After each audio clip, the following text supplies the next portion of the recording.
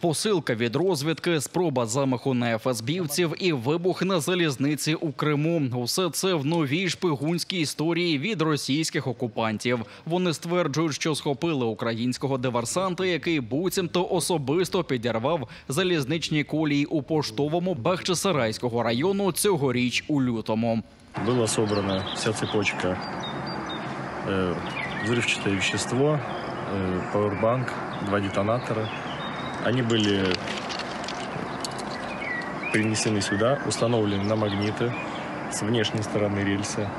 И под один из зарядов был помещен пауэрбанк.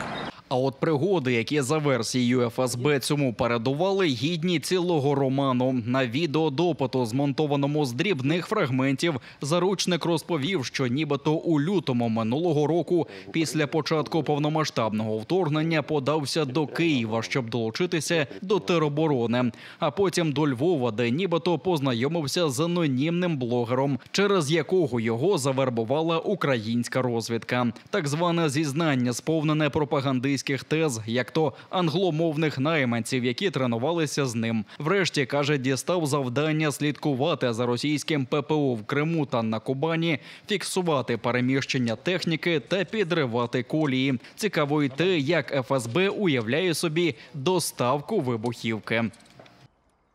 Я отримав посилку на вокзалі Симферополя, после чего в конце января выдвинулся на подрыв железнодорожного полотна. Та попытка оказалась неудачною. На ФСБшному відео заручник розповідає про пригоди Кримського 007 і навіть відстежування російських службістів у ресторанах Сімферополя. Критерии были, как выявить сотрудников ФСБ, это строгий вид, костюм. Все это проходило в обеденное время. Критерии к местам общественного питания – это одна кабинка туалета, наличие камеры и наличие сети интернет. По результатам всех этих действий предполагался подрыв сотрудников. Такого собі залізничного диверсанта, який підірвав рейки у Поштовому, шукали півроку. Російські силовики влаштували десятки обшуків, залякуючи людей у спробах прозвітувати московським господарям про хоч якісь успіхи. Сьогодні ж дістали подяку від іншого шістки – Сергія Аксьонова. А бранець, ім'я якого поки невідоме, черговий заручник, яким окупанти шантажуватимуть Україну.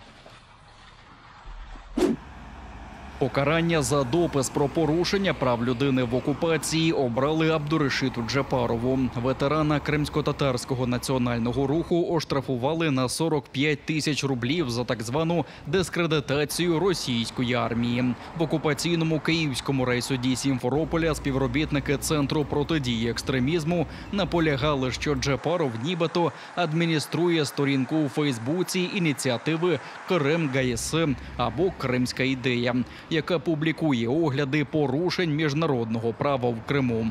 Состоялось мероприятие, которое русский называет судом. И женщина, которая называлась судьей, в общем-то, завершила дело тем, что, в общем-то, приняли решение о штрафе на 45 тысяч рублей. В принципе, все это было абсурдом, ни доказательств не было, никаких там обоснований, ничего не было. Просто то, что мнение, выразило свое мнение офицер ЦП, на основании этого мнения, его мнение субъективного, в общем-то, было выяснено такое решение. Росіяни ізолювали від рідних 20-річного бранця з Севастополя Андрія Єнюкова. Він під постійним тиском окупаційних силовиків у ростовському ізоляторі. Про це спеціально для глядачів телеканалу АТР розповів активіст Олег Софяник, який добре знайомий з родиною заручника. Андрієві закидають одночасно екстремізм і тероризм. А маріонетковий ФСБшний адвокат схиляє хлопця до співпраці з росіянами. Адвоката не дают ему, какой-то государственный адвокат. Сидит в одиночке, свидания родственникам не дали, с ним писем тоже от него нет никаких, и ему проблемы с корреспонденцией не передают. Окупанти схопили Андрія Єнюкова наприкінці серпня минулого року, але визнали це лише за 3 місяці. Під час облави нібито знайшли пляшки з запалювальною сумішшю. Мовляв, Андрій збирався підпалити місцевий склад. Справжня причина арешту, на думку Софяника, переписки з другом, який воював за Україну, та неприємні для окупантів дописи. Саме за це російські слідчі погрожують покаранням у 25 років колонії для Андрія Єнюкова.